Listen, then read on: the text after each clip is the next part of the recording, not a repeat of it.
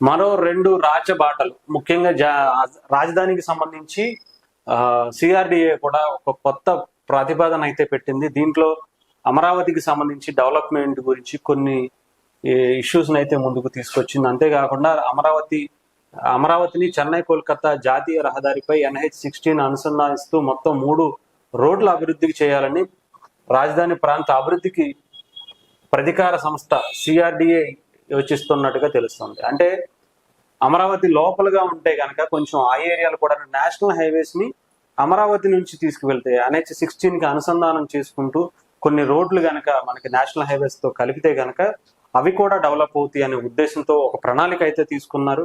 దానికి సంబంధించి మౌలిక వస్తువులు ప్రణాళికలు ఒక ప్రకారం ఒక స్పీడ్ యాక్సెస్ ద్వారా రోడ్డు E3 మాత్రమే మణిపాల్ ఆసుపత్రి వద్ద అలాగే జాతీయ రహదారిని కలపనున్నట్టున్నారు తెలుపుతున్నారు. అయితే ఇప్పుడు దీంతో పాటు E11 E13 రహదారులను కూడా NH-16 తో అనుసంధించబోతున్నారు.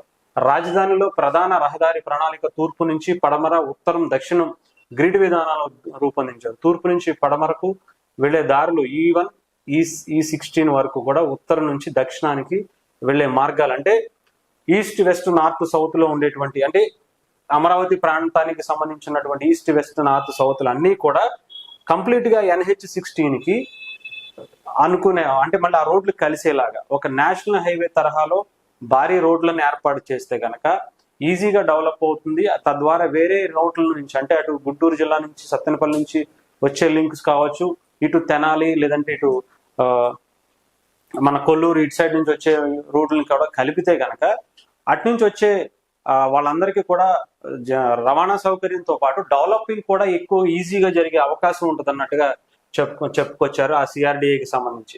ఇవి గనక చేస్తే గనక నిజంగా ఒక అద్భుతమైనటువంటి అవకాశం అనుకోవచ్చు. అక్కడ ఉన్నటువంటి పెట్టుబడులు ఎవరన్నా పెట్టాలనుకున్నా కూడా అమరావతికి సంబంధించి చాలా ఈజీగా ఈసారి ముందుకు వచ్చే అవకాశం ఉంది. మరో 2 రాచబాటలు అంటే జాతీయ రహదారితో వీటన్నిటినీ కూడా కలిపితే ఒక కొత్త రహదారులను మనం ఏర్పాటు చేసుకుని ముఖ్యంగా NH-16 కి ఆ చెన్నై కోల్కతా హైవే కనుక కలిపితే ఇది ఒక అద్భుతమైనటువంటి అవకాశాలు ఉంటాయి. అక్కడ ఉన్నటువంటి ఎవరన్నా పెట్టుబడులు పెట్టాలన్నా లేదంటే ఏమన్నా రియల్ ఎస్టేట్ రంగానికి కూడా మంచి అవకాశాలు కావాలన్నా, ఎందుకంటే ఇప్పటికే మొత్తం ఈ 5 ఏళ్లలో కుదేలైపోయినటువంటి పరిస్థితి కనిపించింది ఆంధ్రప్రదేశ్కి సంబంధించి.